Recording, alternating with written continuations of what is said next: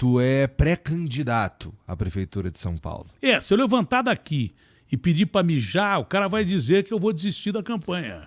Mas eu não posso fazer nada que o cara disse que eu vou desistir da campanha. Pô, eu sou candidato, pré-candidato. Eu sou pré-candidato. Tem convenção agora, no domingo. Então eu sou pré-candidato. Tu respondeu sobre isso hoje, que eu vi uma matéria mas hoje. É que eu dei uma entrevista para a Folha que eu não sabia que seria uma entrevista tão editada como foi. Entendi. Não estou reclamando, não. Tá. Eu devia saber que a entrevista era muito editada. Assim eu respondia de uma forma mais curta para que as pessoas entendessem. Qual era o grande assunto dos últimos dias? A desistência do Biden como candidato à presidência da República, do qual ele é presidente, a maior nação do país. Como é que eu podia passar por cima desse assunto?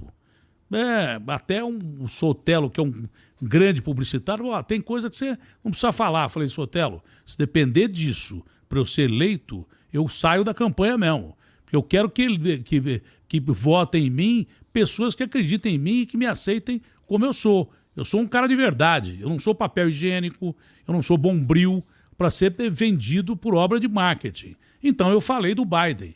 O que eu quis dizer sobre o Biden porque não saiu o complemento do que eu quis dizer na entrevista, não coube porque o formato da entrevista, não estou culpando a Folha por isso, não. A imprensa é assim, eu não vou meter o pau nos meus companheiros de imprensa, que eu respeito muito. O lance é o seguinte, eu disse, o Biden teve a virtude de reconhecer que numa eleição, o principal ator não é o partido, o principal ator não é o candidato, o principal ator quem é? O povo. É quem vota em você. Mas normalmente os políticos têm a vaidade de achar que eles são os principais do cenário político, os atores principais do cenário político. O partido, então, é a mesma coisa. Não são. O principal ator é o povo. Quando o Biden percebeu que os médicos disseram que ele não tinha mais condição de concorrer às eleições e realmente a saúde dele tem falhado ultimamente, não é verdade?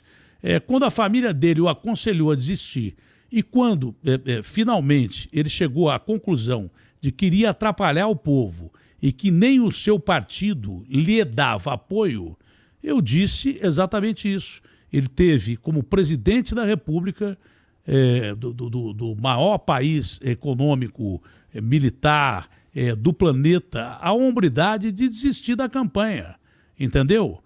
Mas e você, Datena? Se eu não tiver apoio do partido, é claro que eu não vou ter condição de ajudar o povo. Foi isso que eu quis dizer. E não dizendo que eu ia desistir. Até o cara perguntou para mim. Não, e o cara perguntou o contrário. O cara perguntou para mim o seguinte, mas isso significa que você vai desistir? Eu falei, claro que não. Eu estou dando um exemplo do presidente dos Estados Unidos, que é o assunto mais comentado de hoje. Não só como jornalista, mas como candidato, eu tenho obrigação de comentar isso. Tenho obrigação de comentar. E o cara complementou. Mas isso significa que você vai desistir da campanha? Falei, claro que não. Estou dando o exemplo do Biden. Eu não sou o Biden. Eu nunca chegaria perto de concorrer à presidência dos Estados Unidos. Aliás, chegaram perto de me colocar como candidato à presidência da República. Eu tenho entrevista em páginas amarelas, saí com 10% da pesquisa, depois os caras fundaram um partido só em 2 e me deram uma bica. Quer dizer, isso aconteceu, vários então. casos. Porque na maioria dos casos é a política que não me quer, não sou eu que não quero a política. Então eu disse, eu preciso de apoio do partido e confio muito na palavra do Marconi Perillo, que é um cara que os inimigos dizem que é um sujeito muito duro. Mas todos eles concordam em dizer que ele tem palavra. E ele me deu a palavra que eu serei candidato pelo PSDB. Entendeu? Mas há grupos dissidentes. Eu vou mais pela palavra do Marconi. Você viu a convenção do Lula sábado? Não vi. Porque é do Lula, não é do Boulos. A convenção foi do Lula, depois da Marta, depois do Boulos. Entendi. A convenção do Ricardo Nunes vai ser do Bolsonaro, depois do Tarcísio, depois do Ricardo Nunes.